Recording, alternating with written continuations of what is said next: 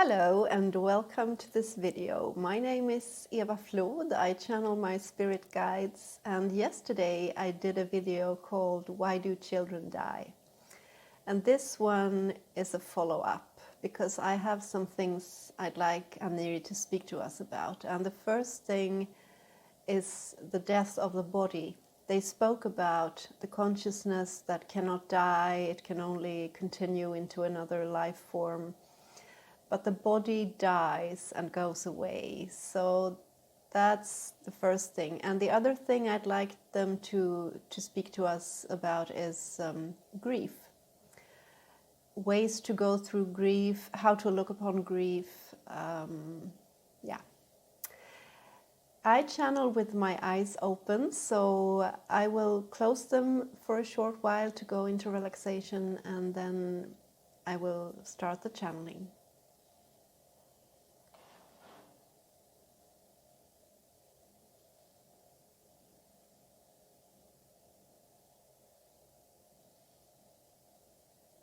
We are here. We are with you. We are delighted to be invited. We are Aniri. We are this group consciousness, this non-physical consciousness. We don't have any body. We don't have the experience of being in a body, but we do have a lot of communication with other consciousnesses that have been in bodies. So we will give you our perspective on this. The loss of a body. The loss of a child's body. That body is so dear to you. For every one of you who has had a child, who has ever had a child, or who has ever held a little child, a baby, you know the beauty and the softness and the strength and the vividness, if that is a word in English, of that body, of a child's body. It's so filled with life and play and curiosity and energy. The eyes of a child, the voice of a child, the laughter of a child, the arms of a child, the belly of a child, the back of a child, the legs of a child, the little toes of a little child. Those are physical beauties that you attach very strongly to. There are very strong bonds and connections between you as a parent or as a sibling to a child. So if you who watch this and listen to this now, if you have gone through this, if you have lost a child, or if you know someone who has lost a child, or maybe you have lost a grandchild, or a child you know, you can, if you have gone through this, you have no problem imagining the pain. You can feel the pain. If you are further away from it, you can imagine it. You can think about it. It may be the hardest challenge for any human being. It may be so. That may be the truth, even though we cannot speak for everyone. It's not the same for everyone, of course, but it is a huge challenge for you. The body goes away when someone dies, and when a child dies, it is overwhelming for you. It is. We don't tell you to ignore that. We don't tell you to shut down your feelings around this. We don't tell you not to cry. We don't tell you not to grieve, because you have to. You have to go through that. That's a part of being human. That's a part of being in a physical body. And what we will tell you now goes for every loss, every death, every grief you go through. You can lose a pet, you can lose a parent, a partner, or a child. And now we speak specifically about children, because the bonds you have for children are special. Children are small beings, vulnerable beings, and very strong beings. And you as an adult, you have the responsibility for a child, to take care of the child, to make sure the child survives and grows and has a good life. That's your job as a parent, or as a grandparent, or as another relative, or a friend. You're responsible for this little being. So the body of the child is so precious and so dear. And the relationship with a child is so physical. Every mother, every father knows that the relationship with a child is so physical. We can say the first 2 years, even longer, is mostly physical. The first month, the first week is totally physical. It's purely physical. The first 6 months is nearly purely physical. You interact with a baby, you interact with a child, you interact with a body. You hug it, you hold it, you kiss it, you caress it. You keep it to your heart, you feel the heartbeat of the baby. You hear the voice, you hear the crying, you hear the laughter, you see the smile. It's so physical. And that is as it should be. You are physical beings. That is the condition of the existence on earth that you have chosen, that you are physical beings. So a big part of your overall experience of life is physical. And with a child, it's totally physical from the start. Every woman who has carried a child in her womb knows the physicality of it, the physical sensations, the physical movements of the child, the change of your own body through pregnancy. It's very, very physical. When you get to know a person in your adult years, you get to know a colleague or a friend or a partner. Oh, with a partner it's also quite physical. But with friends and colleagues, it's not that physical for most of you. It's more mental, emotional, cognitive. It's more verbal. It's more the exchange of communication through speech and through listening. But with a child, it's very much physical. That is one reason why this is so painful for you when a child dies, because the body dies, the body transforms. Nothing can really die. Since everything is energy, it can only transform. You learned that in school. Energy cannot disappear. Energy can only transform. It can only change into other forms. And that is the case with the body as well. And this dear being, when her children died, she was very much, you could say, comforted by this. The first time it happened, and she buried that little body deep down in the earth. She was very much comforted by the thought that his body would transform into nutrition for plants and trees and flowers. That was her.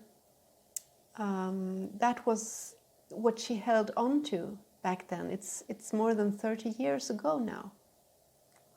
But she was comforted by the fact that his body would turn to soil, which would aid the trees to grow. And that is what happens to a body. It transforms into something else. It does. Everything is energy. But, of course, it disappears from you. It's not there anymore. You cannot hold it. You cannot hug it. You cannot kiss it. You cannot hear the voice anymore. And that is painful. And that process you have to go through. You have to go through that process if you want to reach another level of consciousness, if you want to reach some kind of peace in this, if you want to reach a state of consciousness where you can accept that the soul continues, the soul of the child is here, it's around you, you have to go through the process of the physical death to some extent. And that is grief. That is the grief process. That is letting go of what was but is no more. That is letting go of that precious body. And most of you do that through crying. Crying is a natural behavior for you humans. You cry when you let go of something that is no longer there. Crying is a way to release this, to release all these emotions, all these bonds to this body. And when you're in the middle of that, you don't believe that you will ever be able to live without this dear body of this 2-year-old or 5-year-old or 15-year-old, of this teenage body. You believe you will not be able to live without it, to survive without it, without hearing that voice ever again, but you will. And that is the process of grief. Grief will take you from the belief that you will not be able to survive without this body of this child. But going through grief, you will have another belief. You will realize that you are actually letting go. You are wired to survive these losses as the physical being of you. The physical being of you is one part of you. The part that is connected to being a human being. You are a physical being, so you have to go through the process of the physical death of your child or of your grandchild or of another child. The physical part of you grieves the physical part of the child. But the spirit part of you, you're a spiritual being, that is the grand part of you as well as of the child. The spiritual part of you does not grieve, is not attached to the physical, knows that you are eternal and that the child is eternal. The child's being is eternal. But the physical part of you has to go through this if you want to be free, if you want to come out on the other side, so to speak, with another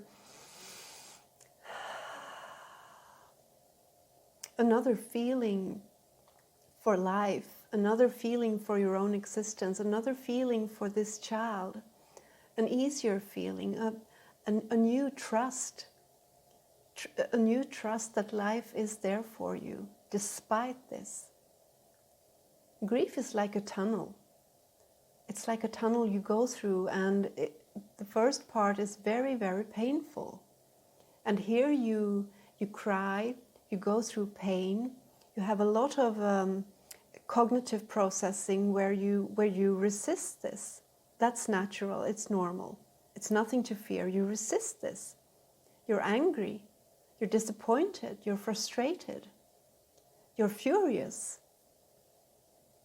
you're confused, you're sad, you're very, very sad. And your whole body is grieving. The whole body, the arms that used to hold that child, the belly that used to feel that child, your legs, your head, your ears, your eyes, the whole body goes through grief. And the more you can keep in mind while you go through this, the more you can keep in mind that there is another part of me which is spiritual, eternal, ever-loving, ever-living. And that goes for the child as well. There is a part of the child which is spiritual, eternal, ever loving, ever living, the more you can keep that in mind while you go through grief, the shorter that process will be, and the less difficult it will be.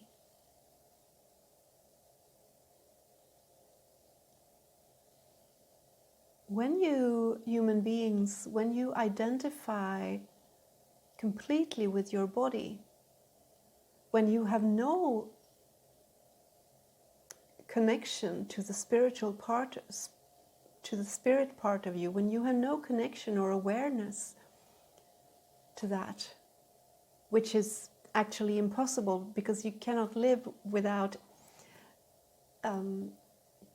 any awareness of spirit in you. You are always, to a certain degree, aware of spirit in you.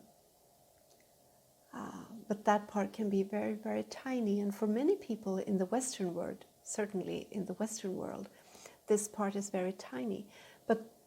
And so if you are nearly completely identified with your body, going through the loss of a child will be an enormously painful experience for you.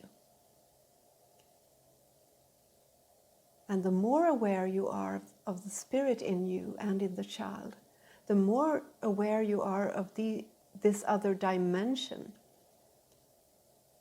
the consciousness dimension, the consciousness, the universal consciousness which you and the child are a part of, the more you can connect to that and go into that and focus on that in between crying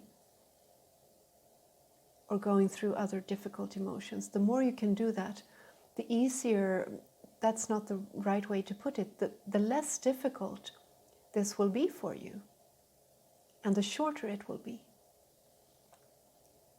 If you can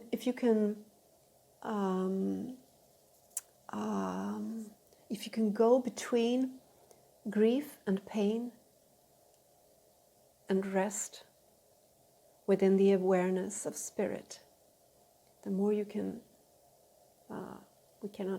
our dear being cannot find the word now for this movement. The more you can have this movement during your grief period, the less difficult it will be for you.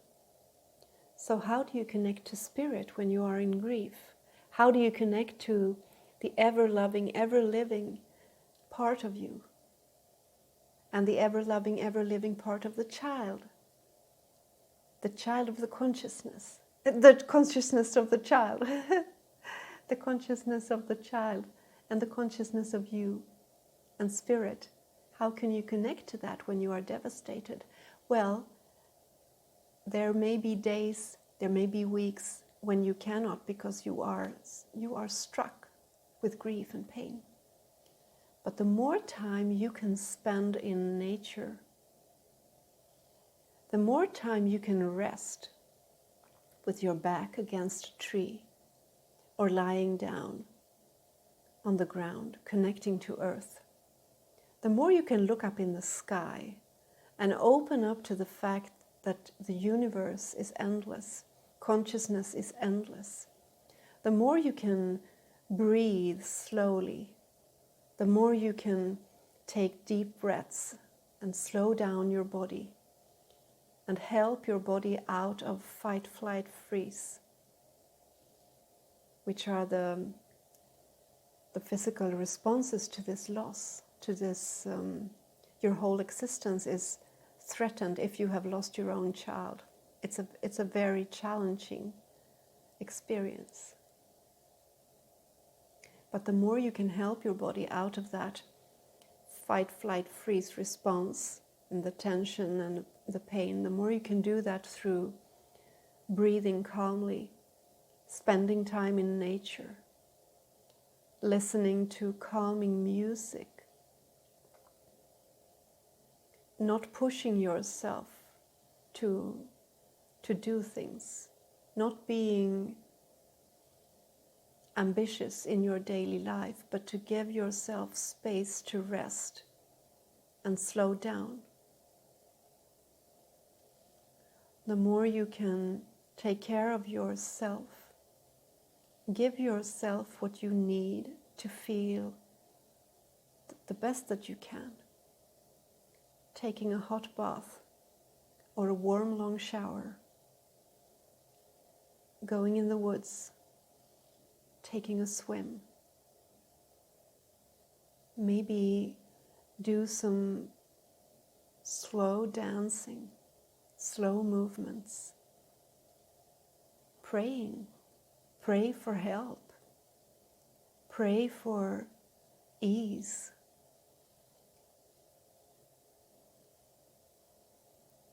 Go to your heart, focus on your heart. Feel the love in your heart, the love for that child. And this part over here, the grief part, the painful part, the crying,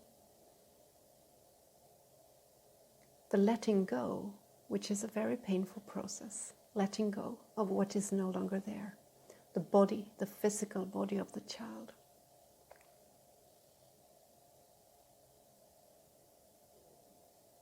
This experience will somehow match the love of your child, or the love of the child that has died.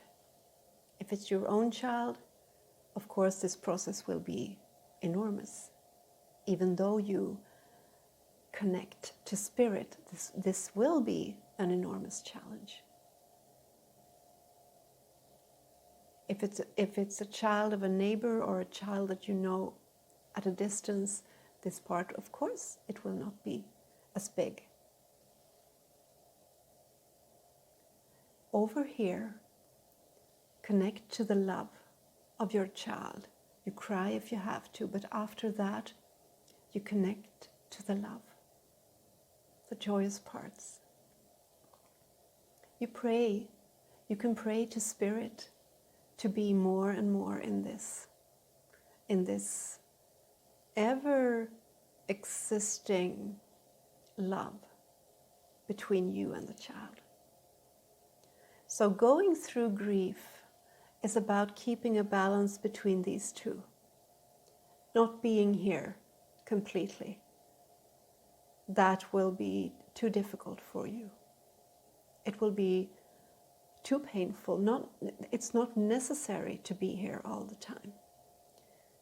The more you connect to spirit, to the spirit within you and within the child, the more you connect here, the less difficult this will be. So it's a balance, it's a going between these two. It's a pendulum. It's a vacillation. You go between these two. Remind yourself of this. If you have a spiritual practice, do more of that during this period. If you don't have a spiritual practice, but you have a wish for one, you have a longing for one, then start that during grief. Start praying. Start meditating. Light a candle. Look up in the sky. Connect to Mother Earth. Mother Earth is there to help you through this process. Mother Earth is a very good place to go to when you have lost a child, when you have lost the body of a child. So go to Mother Nature, Mother Earth.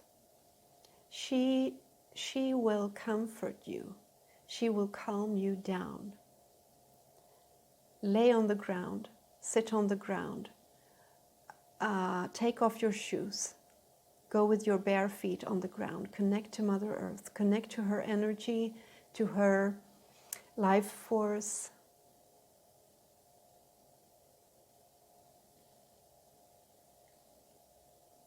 We love you very much. Our love is ever living, is ever loving, is ever there. It's eternal. We love you very much.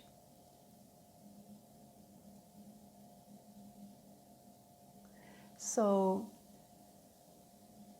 if you know anyone going through this, you can share this video with that person if you think it will be helpful. You can do that. Parents whose child has gone away, the child that they knew, the life of the child as they knew it. They knew the life of the child as being a very physical life.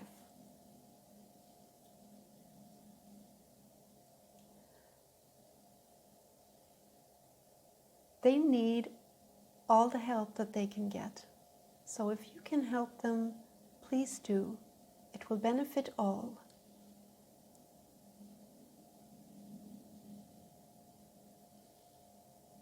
Even though, let's say, a child dies in a family, and the family has a very strong spiritual practice and a strong awareness of the things we speak about now, they will lose that temporarily. They will lose balance.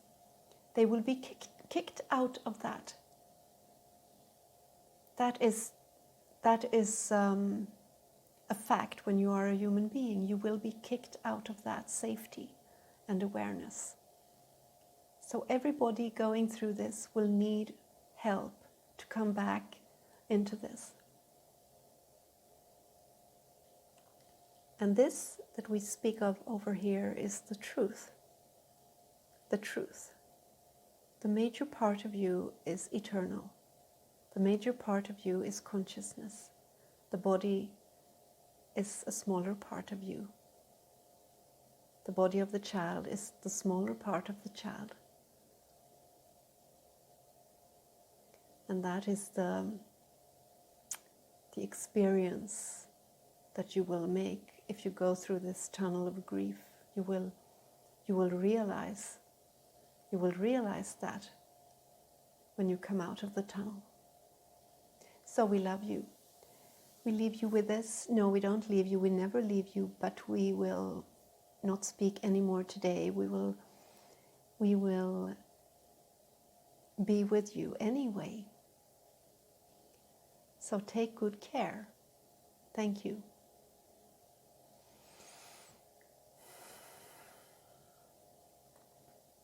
Thank you. Thank you. I hope that was helpful, and I will see you next time.